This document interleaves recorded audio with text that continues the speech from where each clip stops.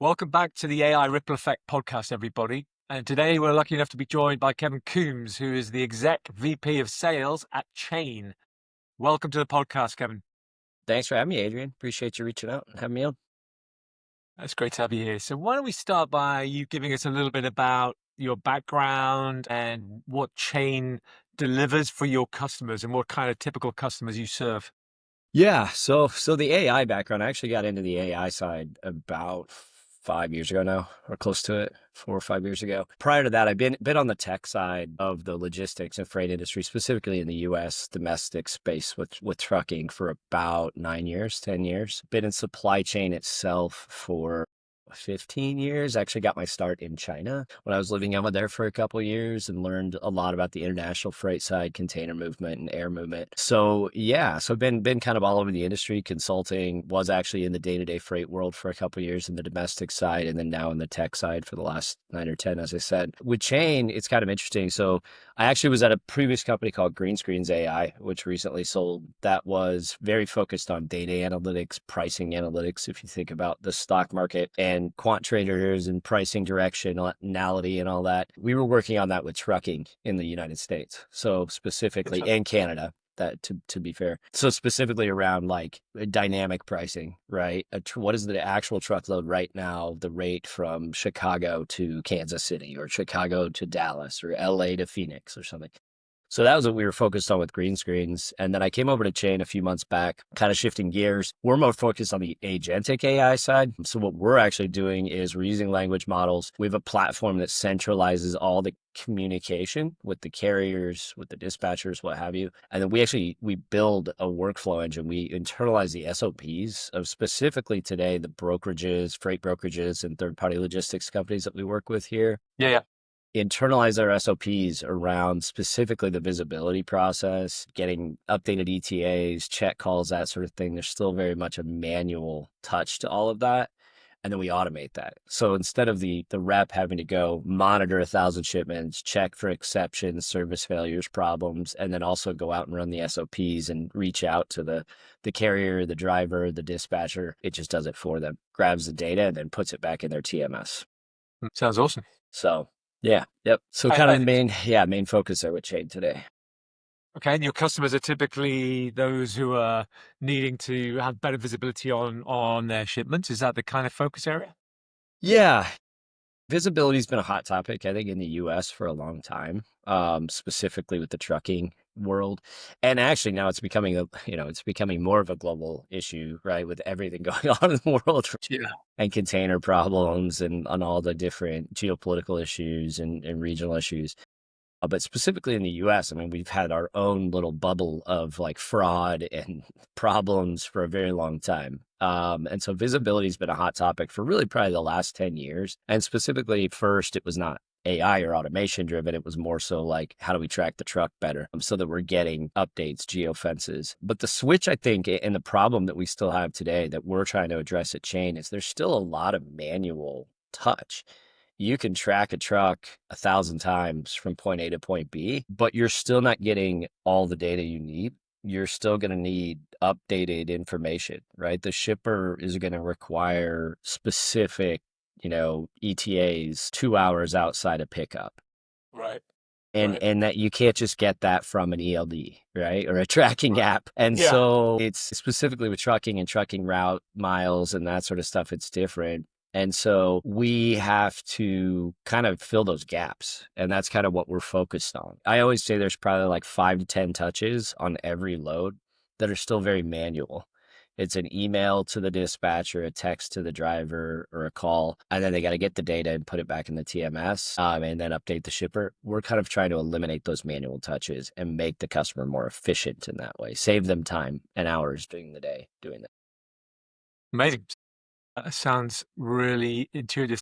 In the industry generally, are you seeing particular trends? I think you touched upon the AI, and we'll get to that in a minute, but more broadly, are you seeing any particular focus or the tariffs causing issues? I mean, there's always the ongoing optimization of costs and efficiency levels, et cetera, et cetera. What are you seeing firsthand? I think the last few years with the shift after COVID and everything that happens, and specifically in the United States, right? We dumped $3.5 trillion in the economy and caused massive inflation. So that heavily changed cost of living.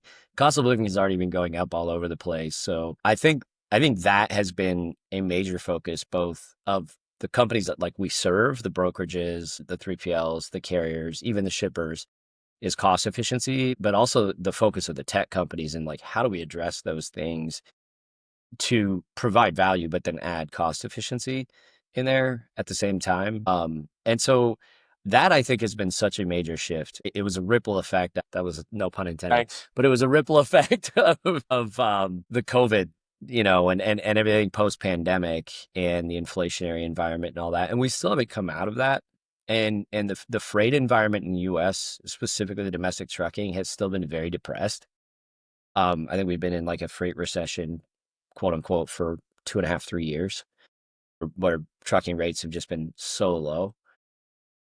So I think that's been like the major focus is like those cost efficiencies. How do we save time during the day? How do we focus on getting more margin and revenues? Just patching up problems. I think And is it that's that? been kind of the issue. Sorry to interrupt. Is it that focus on the cost line item that's the key dynamic of this market, or is it there's a consolidation push, or how is it sort of manifesting on the ground? That's a good question. A little bit of both, actually. I think the line item costs is huge. I think we saw this huge shift in the industry to nearshoring, right? So Colombia, Mexico, Ecuador, Honduras. There were all of these different places in South and Central America here. And still outshoring, right? There's a lot of Eastern European. Yeah. Ukraine was a big market, obviously pre-war. There's still a lot of outsourcing going on as well. And so that was a lot of how they addressed those cost-cutting efficiencies to begin with, right? I don't want to have a person in the United States with this higher cost of living having to do all these simple manual things, like just reaching out or getting information and doing data entry. So I think that was a huge focus to begin with. And then now we're kind of making a shift to not only just cost cutting, but like you said, consolidation of how do we do more with less people, Yeah.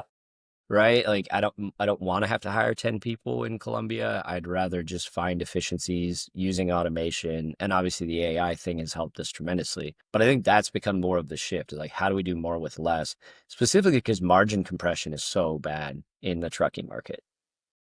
Yeah, yeah, 100%. And it's interesting you touch upon AI, and obviously you're at the coalface leveraging it within chain.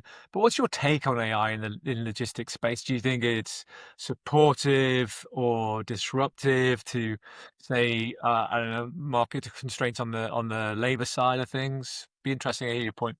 It's 50-50 right now. I think we're still early in the shift in the mentality Sure. towards the technology itself and how it's working. I think it got very saturated. When you saw it 3, 4 years ago when ChatGPT and OpenAI started really, really hitting the market, and then now you've had all these successive AI companies that are going out there and trying to do different LLMs and things like that.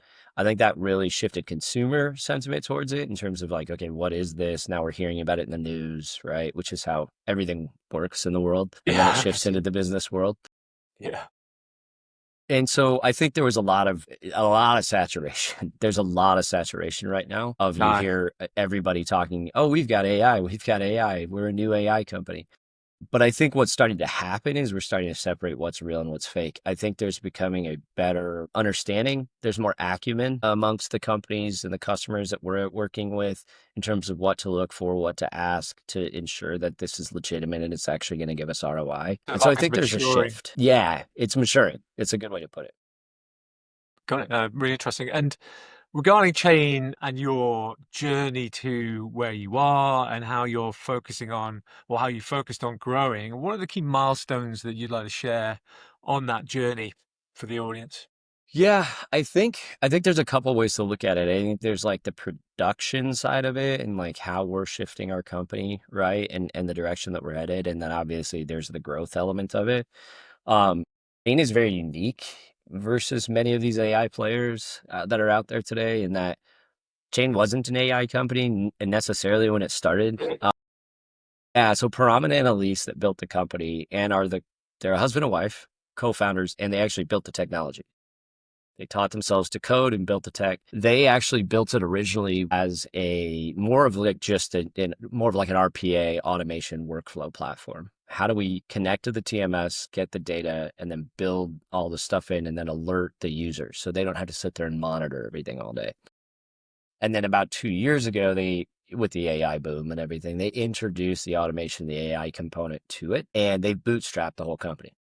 They've never done a raise. They've never done anything. We've got over 40 customers today. And so it's been a bit of a different approach. Part of the reason I came to Chain, I was like, I loved the idea of not starting out with, going and raising $50 million of seed money or something. But so it's been a different, synthesis in how they kind of came to where they're at today. Sure. So Sure.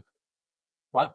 Amazing. I mean, that's a great story. I mean, it must be tough on the ground though, without the capital to accelerate the growth. But it sounds like you made it. So, which it's is different. great. Yeah, it's different. But I think we're in a position financially where we're okay, right? Like we can bootstrap this thing. We can work for our customers. And that's where I think the production side of it, like I said, is important. Like we're not pressured to do this or that. We don't have to move horizontally just because that's where the money is, or they're telling us to go chase money. We can work with our customers on what works for them. And that's a different environment to work in. And so it's been really, yeah, it's been a different change of pace. And Annalise and Param are interesting. They don't come from logistics. Originally, she was in medical school. He was a chemical engineer, funny enough. Param's family was in trucking. So they actually ended up opening a trucking company together and owned 15 trucks for a few years and learned the industry. And that's where they saw the inefficiencies. So then they closed up the trucking company, taught themselves to code and built Chain. So very cool story in terms of like how they did this. Yeah. Very cool. Okay, so that's the story so far. What are your expansion plans going forward for Chain?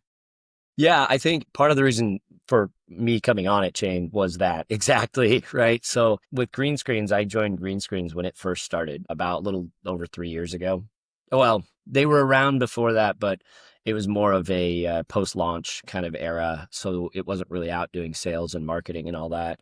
And then I joined them in November of 21. I think we had 4 or 5 customers at the time. And within 3 years, because of the AI and what we were doing and the unique value prop that we added with the pricing component and all that, we grew about 3,000% in 3 years. So we Nice. went from 4 to over 200 customers when I left. And yeah, I mean, I think that's where we're at with Chain. I think we have a very great core product. I think we have a very good value prop and ROI. And I think that's where we're kind of headed. Now it's kind of getting to growth mode. Whether we raise money or we don't, it really depends on kind of how we turn the corner. I think the market environment is tough right now. And I feel for these companies that have raised a bunch of money because it is very hard to sell and market in this environment when the freight market is has been in the doldrums for a while, and then you have everything else going on in the world to compound that, tariffs plus the wars and everything else. So, but it's one stage at a time, and I think we're in a good position to kind of capitalize on efficiency right now with the way the Yeah. market is. No, it's a great point. I mean, obviously you've touched upon quite a few there, but what have been I know also that you've been in the business a short period of time, but what have been the biggest challenges in both the journey so far and structuring your future plans together?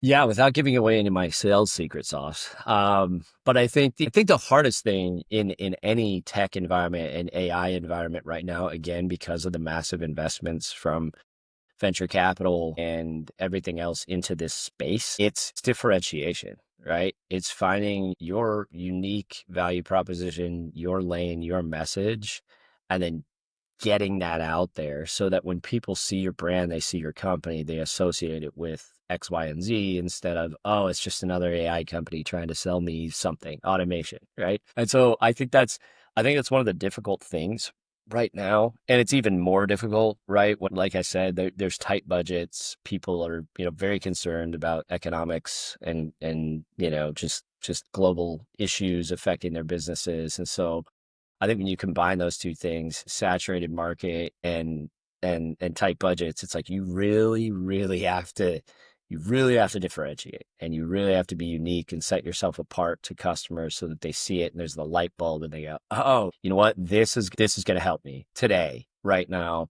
versus all these other things I've seen. And I think that's been one of the hardest things to navigate right now. Market changes, we get a little bit of different sentiment, budgets, coin purses open up a bit. I think that helps a little bit with that. But yeah, that's been those are difficult waters to navigate. Right? Yeah, I'm sure in the seas, talking about all the seas of uncertainty that seem to be permeating around, the global conflicts, around tariffs, etc. It's probably going to take some time for that to settle down so that people can then plan what their budgets are and move forwards accordingly, right? So it must be a tough gig. And if you, with the benefit of hindsight and what you've been working on so far, is there anything you would do differently if you were able to go back, say, 12 months or so, or with Chain, if they were able to go back? It sounds as though they've had a Yeah, trajectory which it's would be, Chain's had a pretty smooth ride because of the way they approached it, right? Like they haven't had to, they're not under the thumb, they don't have a bunch of capital, they didn't hire a ton of people, they're not burning, they don't have this massive burn rate. So it's like they're not having to like make these drastic decisions, right? Which is good. And that in these environments, that's super healthy. It's really nice to have that advantage. It's still frustrating, right? Because you still want to grow faster and do more, but the ability to kind of navigate that without having to change gears really quickly just to try to make money because you're burning too fast is good. But I think the one thing that we're focused on right now that I think we could have focused on, a few months back, and I think this is going to be the big thing for AI in general, is really, again, narrowing, and this kind of goes back to my message, but I'm speaking more to the product itself at this point. It's like narrowing focus. I think yeah, everybody's looking at AI and they're just spraying the field. And you're like, it's way too costly. It's way too time consuming. It's going to be, I think where we're going to see AI succeed is like narrowing focus to what do we do really, really well as a yeah, product, and then making that the absolute greatest AI agent approach with visibility and ops management versus also going into the 10 other parts of the supply chain process, right? Of sales and of back office and all these things. And I think there's an issue where people are trying to stretch themselves too thin. And I think we're in a good place now where Chain is really, really narrowing in on that. And not to say Prom and Annalise did not do that well before. I think they've always been focused on visibility, whatever, but I think it was kind of a broad stroke before. And I think we're really, really finding our stride now with that. And I think that's going to help. And I think it's going to hurt a lot of companies going forward with yeah. AI. No, I mean, I think that's really, really great advice. That focus, that laser focus on a particular area and making sure that you are the best in that category. So that's great. Thanks. And for the folks out there who are interested in learning more about Chain and the products you have and the customers you service, where can they go to get that information? Yeah, so our website's super easy. It's trychain.com. So TRY chain, CHAIN.com. We have a lot of information on there, but they can reach out. Small team, so they'll probably get connected with me at that point, and That's not then tough. we can kind of take it from there. But we're also putting out a lot more info right now around. We're doing a lot more integrations. We're doing a lot of other things. We just talked about today about McLeod, one of the major TMS providers here in the US, right? We just put out a press release today. We're a certified partner of theirs. We've already onboarded a few of their customers. We're going to do some marketing and stuff with them going forward. And I think that's the one piece too that if you look at our website and you go check us out, like that's where we're focused right now too, is like, how do we connect with more of your systems? How do we get more of your data and access to that? Because that makes the AI better, Yeah. So Yeah. Yeah. yeah, we're putting a focus on that with our partners and stuff. If you go to our website, you'll see that. Awesome. Well, listen, that's brilliant. Thanks very much, Kevin. And thank you to everybody for joining today. We will see you in the next episode. But for now, Kevin, thanks for your insights. Great to have you on board today. Absolutely, man. I appreciate it, Adrian. Thanks for having me on. Cool. See, no edits needed.